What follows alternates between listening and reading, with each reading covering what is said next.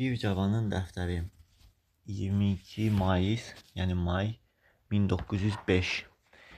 Deyəsən atam getməyimə razı olacaq. Anama qaldıqda o çoxdan razıdır. Məqsədim xalamı görüb ziyarət etmək deyil. Onu bir o qədər də könlüm istəmir. Şəhərimizdən bıqmışam, qaçmaq istəyirəm.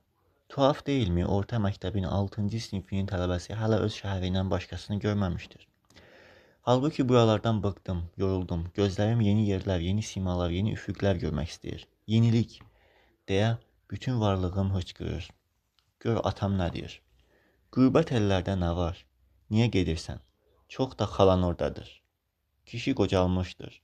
Varlığımın köhnə mənalara sığmadığını dərk eləmir. Atam məhdud bir adamdır. Ehtiyac və məfkurəsi də məhduddur. Oruç tutar, namaz qılar, doşaba qatılmış qoz ləpəsi yeyər. Bu qədər. 23 Mayıs. Axşam atamla yenə danışdıq. Dedim, Akşi, fəqir olduğunu bilirəm. Amma 30 manat verməyə qüvvətin çatar. İndiyə qədər mən səndən pul istəməmişəm. İndi 30 manat yol xərci istəyirəm. Atam tərs adam da olsa, bu səfər məni diqqətlə dinlədi və iki barmağı ilə qulağının içindən bir tük dartıb dedi. Ay oğul, axı 30 manat bir igidin mayasıdır. Bunu necə verim? Nə olar ki, mən də sənin oğlunam. Mənim də bir arzum var. Yaş məni boğdu. Sözlərim yarımçıq qaldı. Atam qəti də olmasa razılıq verdi. Sabah pulu alsam bir həftədən sonra yola düşərəm. Anam başqa cür davranır. Qorxma, deyir. Atam verməsə mən sənə pul taparam. Vallah, yaxşıca arvaddır. Yəqin sandığında pulu var. Axı müsəlman arvadlarında xoruz səsi eşitməmiş pullar olur. Görürsən, cındıra bağlandı, sandığın küncünə atdı. Xülasə, gedirəm. Kefim kökəlir. Anam deyir, bala, qürbət ellərdə din məzhəb sözləri danışma. Başına iş açarlar, yazıram. Məclislərdə mollalarla mübahisə etdiyimi anam bilir. Atam kəndə alış-verişə gedəndə adət üzrə xeyir-şərə mən gedirəm. Məclisdə molla başda oturur. Onun yanında oturmağı kimsə özünə yaraşdırmadığı üçün ətrafı həmişə boş olur. Adətlərə zidd getmək məndə bir xəstəlikdir. Qapıdan girib düz yuxarı başa keçirəm. Bu xətama qarşı xalq bir şey söyləmir. Gəncdir, anlamır deyirlər. Xalq cəmaat mənasında işlənmişdir. Lakin mənim dini mübahisələrə girişib dinsiz mülahizələr yürütməm heç kəsin xoşuna getmir. Bir məclisdə Ətabaddan ruhanilərin təhsil aldığı ali mədrəsə. Yeni gəlmiş bir mollanın bilgisini yoxlamaq məqsədi ilə ondan bir məsələ soruşdular. Pişiyin tükü niyə pakdır, itinki murdar dedilər. Gənc molla məsələnin çətinliyini duyaraq qızardı, dili belə dolaşdı. Pişik haqqında rəvayət olunan hədisi söyləsə də məclisi qane edə bilmədi. Axırda köhnə mollalardan biri məğrur bir şəkil alaraq dedi. Həzərat, molla olmağı asan bir iş bilməyin. Bu cavanın molla olmasına hələ çox qalıb. Gərək bu müctəhidlər tərəfindən cild yazılmış kitabları oxusun. Püxtə mollalar məclisində olub, mübahisələrdə bişib çıxsın. Onda o, xalis molla ola bilər. İndi verilən məsələ barədə ağalara ərz edim. Mötəbər risalələrdə belə yazırlar. Allahü Təbarəkə və Taala Adəmi yaradanda məlumunuzdur ki, şeytanilərin tüğyan etdi. Büxül və həsəd biruzə verdi.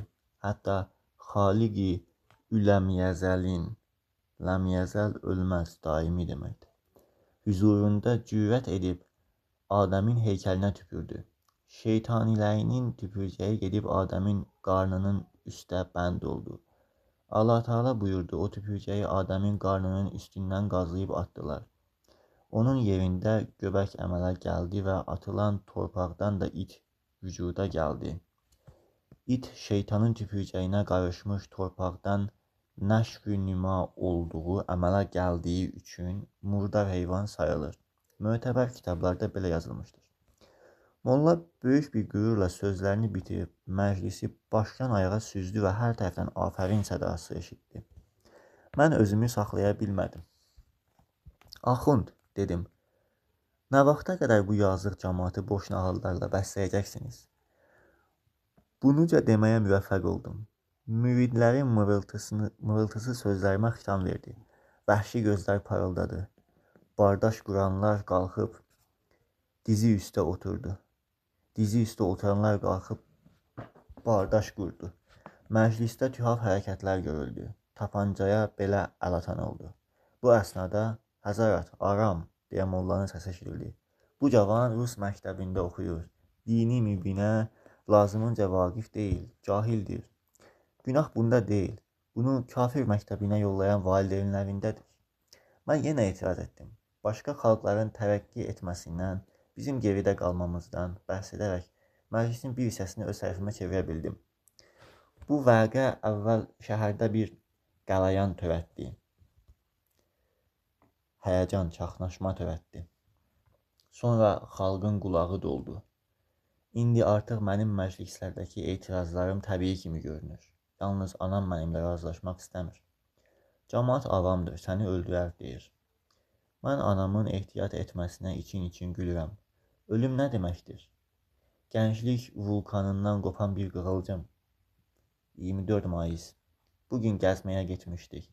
Bərk yorulmuşam. Axşam saat 9. Yuxu gözümdən tökülür. Gecəniz xeyrə qalsın. 25 Mayıs. Dünənki gəzmək pis keçmədi. Şəhərin söhbət Şuşadan gedir. Ətrafında görmədiyim bir çox yerləri gördüm. Ləzzəti damağımdan getmir. Qəribə burasıdır ki, burada doğulub 20 ildə yaşamışam. Hələ bu gözəl çeşmələrə, bağlara, kahalara rast gəlməmişdim.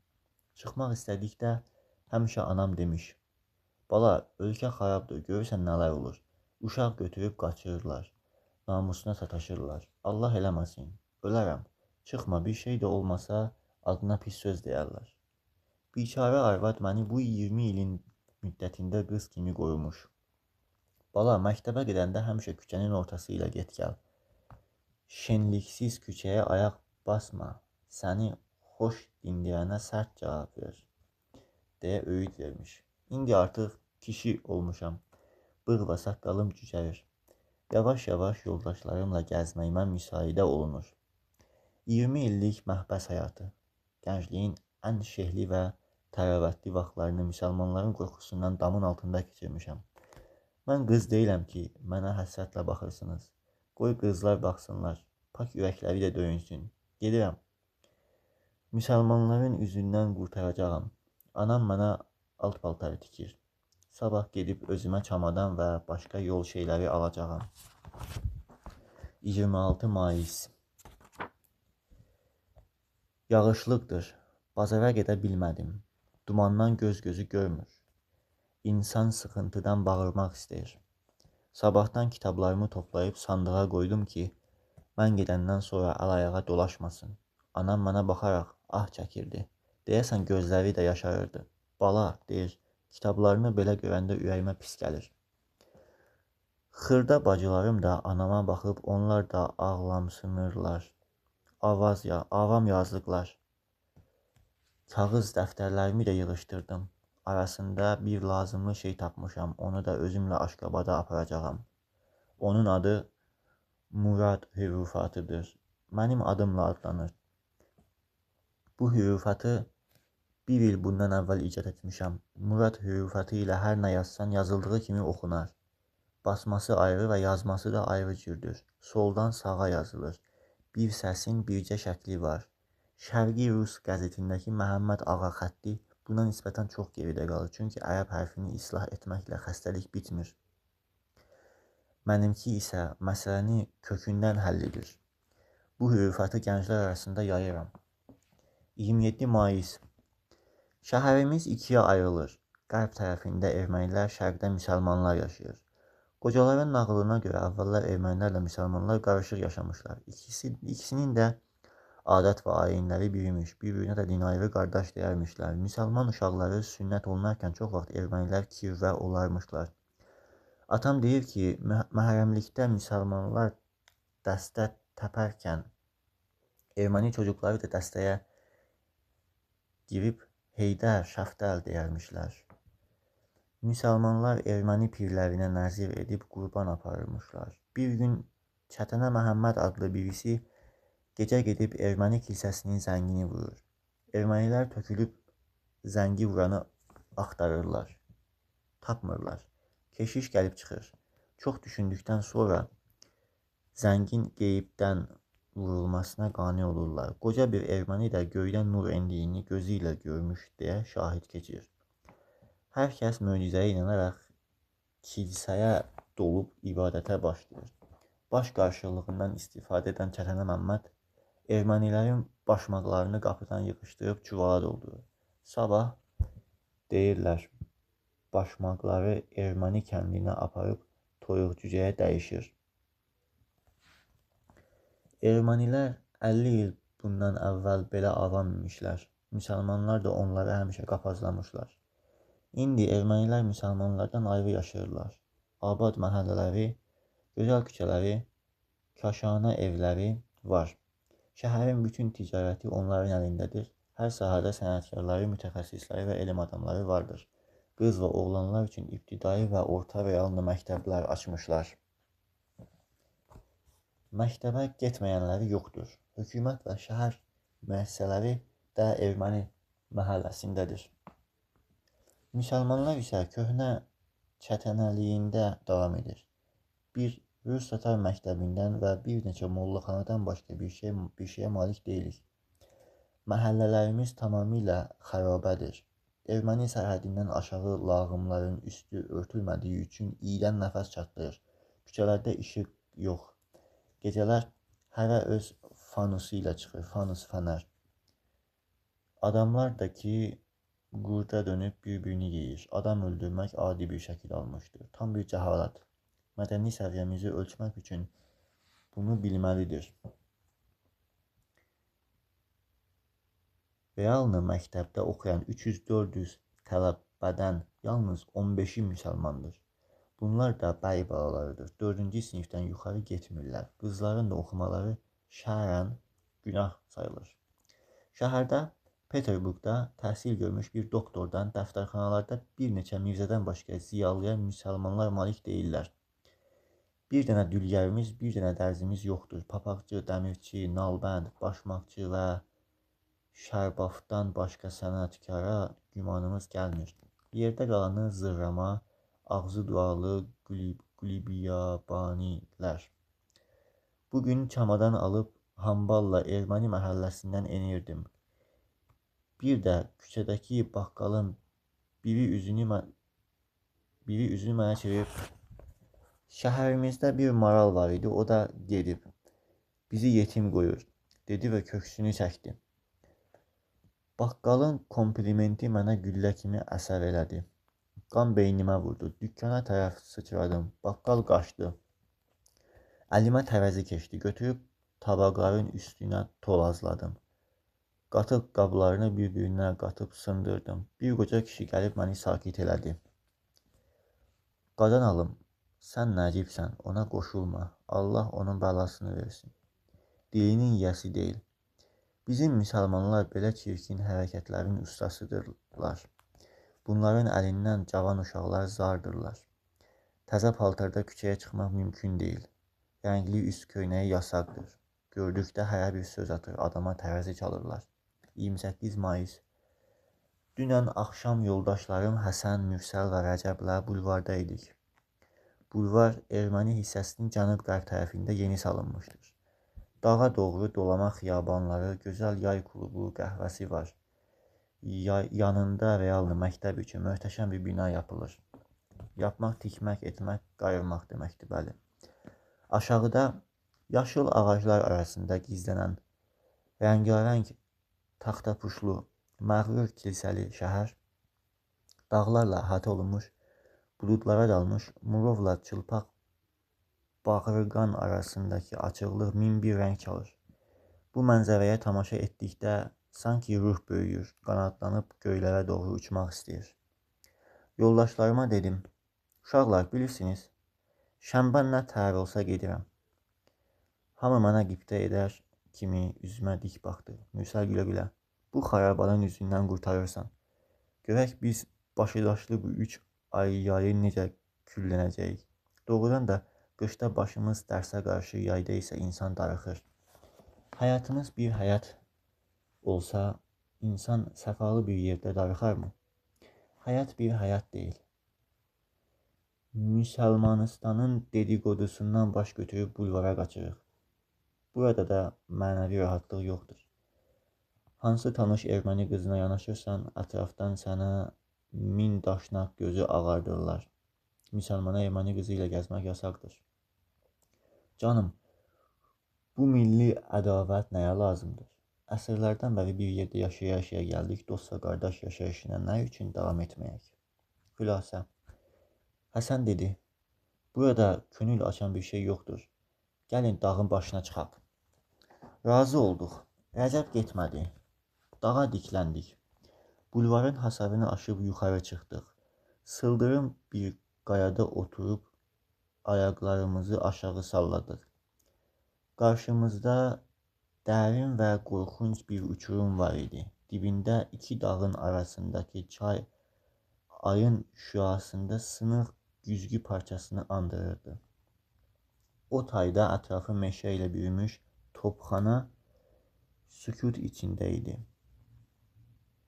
Sağ tərəfdəki Kirs qarlı başını göylərə yüksəldib, sanki ulduzlarla dərdləşirdi. Topxana Şuşada yerləşir, Kirs dağ adıdır.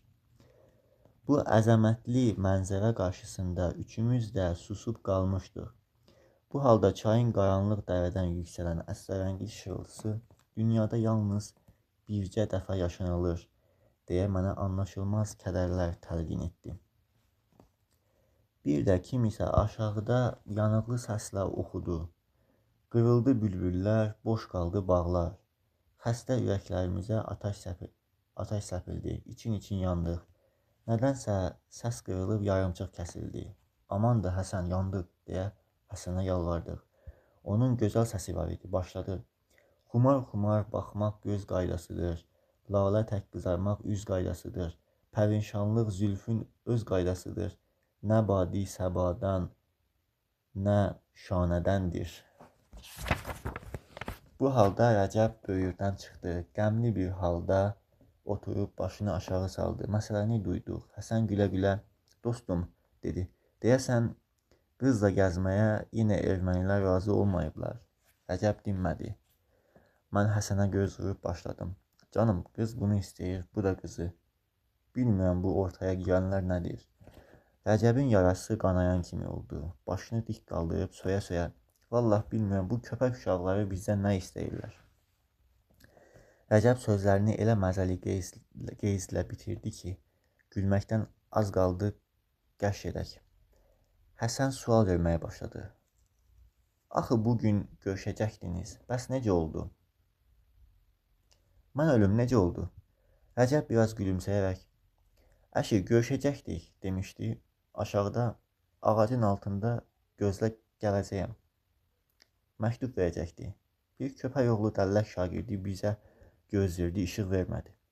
Rəcəb sözünü bitirib yenə qəmlənərək başını aşağı saldı. Deməli, məktubu ala bilmədin. Rəcəb yavaş səslə, aldım. Bəs niyə gəzmədin? Rəcəb yenə qeyzlə, əşi, deyirəm, dəllək gözləyirdi, işıq vermədi. Mürsəl gülə-gülə, deməli, dəlləkdən qorxdun, hə? İndiyə qədər cürətsiz görünən Rəcəb Mürsəlin sözündən alovlandı. Yox bir, öldüm. Vallah, beşi yığılsa arxa yerə vermərəm. Qızın xatirəsi üçün dinmirəm. Qorxur atasına xəbər versinlər ki, qızım müsəlmanla gəzir. Rəcəb biraz sustu. Sonra birdən əlini çiynimə vurub dedi. Murad, sən öl. Bilirsən Hayqanuş necə qızdır? Deyir. Rəcəb, bizi təqib edənlərdən zəhləm elə gedir ki, görməyə gözüm yoxdur. Bunu erməni qızı söyləyir. Qəribə işdir. Deyirlər qızla gəzən kim olsun, istər sərsəri olsun, Amma erməni olsun. Mən məktəb şagirdi eyibliyəm. Çünki müsəlmanam. Məntiq varmı? Nə vaxta qədər din, fəsad toxumu əkməkə davam edəcək? Dağdan aşağı enirdik. Saat 10 idi. Rəcəb hələ də Kərəm dədə kimi yanırdı.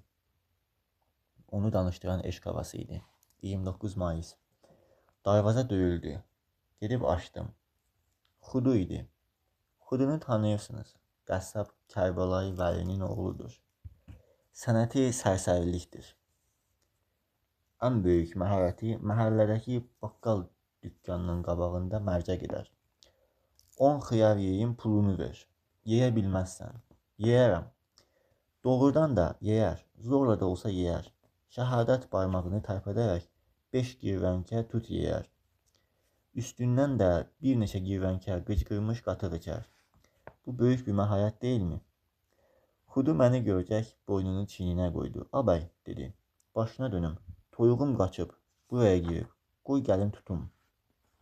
Mən heyrətlə, toyuq buraya haradan gələ bilər? Dörd tərəf uca barıdır.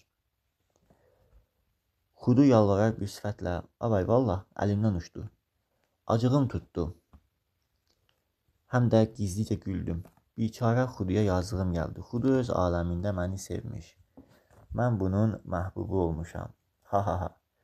Məni görmək istəyəndə gələr toyuğu divardan içəri atar. Sonra da ağlamsına qapını döyər. Toyuğu tutmaq bəhanəsi ilə məni ziyarət edər. Doğrusu bu sətirləri yazmağa utanıram. Qorxuram dəftərim ələ düşər, rüsvay olam. Amma bu sirlərdən kimsə xəbərdar olmaz. Zənnindəyəm. Çünki dəftəri həmişə çamadanda saxlayıram. Açar da özümdə olur. Əvvəl Xuduya acığım tutdu. Onu döymək istədim. Sonra vaz keçdim. Acığım soyudu. Biraz da ona yazığım gəldi. Xudu kimdir? Xudu müzür bir mühitin meyvəsi. Qadınları çarşabda olan bir cəmiyyətin üzvü Xududan artıq olmaz ki. Toyuğu tutub Xuduya verdim və sərt bir sima ilə, Xudu, bir də toyuğun uçub bizim həyətə düşsə, səni buradan sağ buraxmayacağam. Bunu dürüst bil. Xudu bərk qorxdu. Üzümə baxmağa belə cəsarət etmədi. Çıxdı. Arxasından darvazanı bərk çırpdım. Nədənsə sonradan əsəbləşdim. Bədənim əsməyə başladı.